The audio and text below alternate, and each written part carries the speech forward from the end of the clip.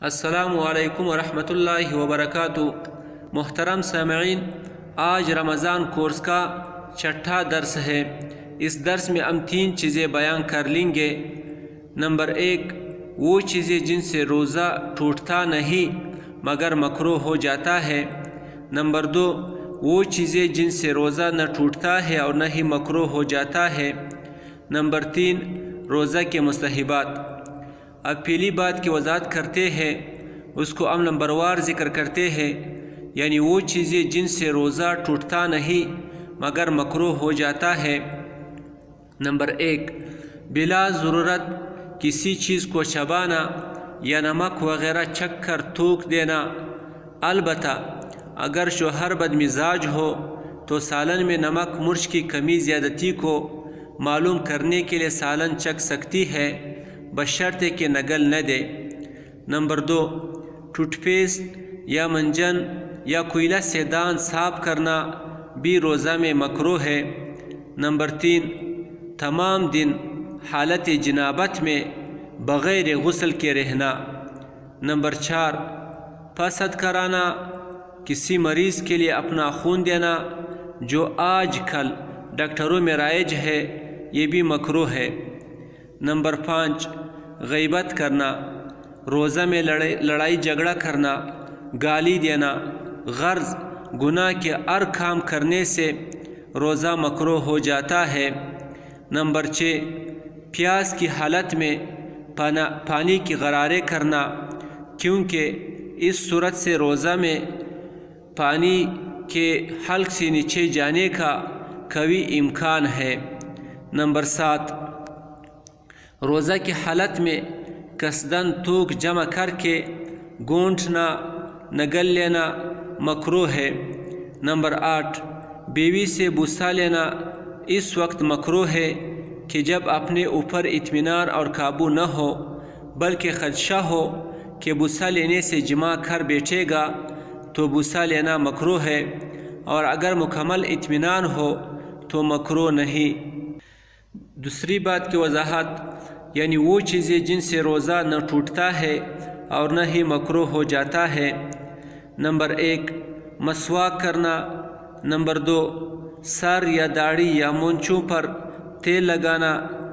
Number 3، بچے کو دودھ پلانا۔ نمبر 4، خوشبو سونگھنا، بام سونگھنا۔ نمبر 5، گرمی اور پیاس کی وجہ سے غسل کرنا یا رومال بگو کر سر پر ڈالنا، بشرطے کہ بے صبری کا اظہار نہ ہو۔ نمبر 6، کسی قسم کا انجیکشن یا ٹیکہ لگوانا، البتہ صرف طاقت اور ٹھنڈک حاصل کرنے کے لیے گلوکوز چڑھانا مکروہ ہے۔ نمبر 7، بول کر پینا یا کھانا یا جمع کرنا۔ نمبر 8، حلق میں بلا اختیار دعا، گرد و غبار یا مکھی وغیرہ کا چلا جانا۔ نمبر 9، خود بخود کے آ جانا، الٹی آ جانا، البتہ اگر قصداً چنا کی بمقدار واپس لوٹا دی تو روزہ فاسد ہو جائے گا۔ نمبر 10، سوتے ہوئے احتلام ہو جانا۔ نمبر 11، دانتوں میں سے خون نکلے مگر حلق میں نہ جائے تو روزہ نہیں ٹوٹتا ہے۔ نمبر 12، غسل کی حاجت ہو اور اسی حالت میں سحری کھا کر روزہ کی نیت کی اور صبح صادق کے بعد غسل کر لیا۔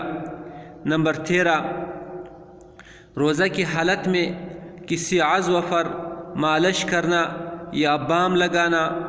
نمبر 14، سخت ضرورت کے وقت خون چھڑوانا۔ نمبر 15، نکسیر پوٹنا۔ نمبر 16، ایک اہم مسئلہ آنکھوں میں دوا ڈالنے اور سرما لگانے کے بارے میں انشاءاللہ آئندہ ان مسائل میں بیان کر لیں گے، جن کا تعلق رمضان کے میڈیکل کے مسائل کے ساتھ ہے۔ یہاں صرف اتنا کہہ دیں گے کہ قدیم تحقیق اکثر فقہا کی یہی ہے کہ آنکھ میں دوا ڈالنے سے روزہ نہیں ٹوٹتا ہے، اور بعض جدید محققین حضرات کی رائے اس صورت میں روزہ ٹوٹنے کا ہے، اس لیے احتیاط کی جائے۔ تفصیل انشاءاللہ آنے والی ویڈیو میں کی جائے گی۔ تیسری بات کی وضاحت یعنی روزہ میں جو مستحبات ہے وہ یہ ہے: نمبر 1، سورج ڈوبتے ہی نماز سے پہلے افطار کرنے میں جلدی کرنا۔ نمبر 2، کھجور یا چھہارے سے افطار کرنا، اگر وہ نہ ہو تو پانی سے افطار کرنا۔ نمبر 3، جس چیز سے افطار کیا جائے وہ طاق عدد ہو، مثلا 3، 5، 7 وغیرہ۔ نمبر 4، افطار کے بعد دعا پڑھنا، مثلا اللہم لک صمت وعلی رزقک افطرت۔ نمبر 5، سحری میں کچھ نہ کچھ کھانا۔ نمبر 6، سحری کرنے میں وقت کے اندر تاخیر کرنا۔ نمبر 7، زبان کو ناجائز باتوں سے اور اعضاء کو ناجائز کاموں سے باز رکھنا۔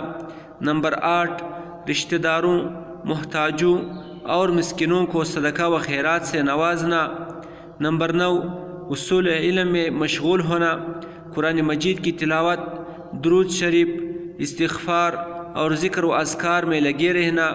نمبر 10، اعتکاف کرنا۔ السلام علیکم ورحمۃ اللہ وبرکاتہ۔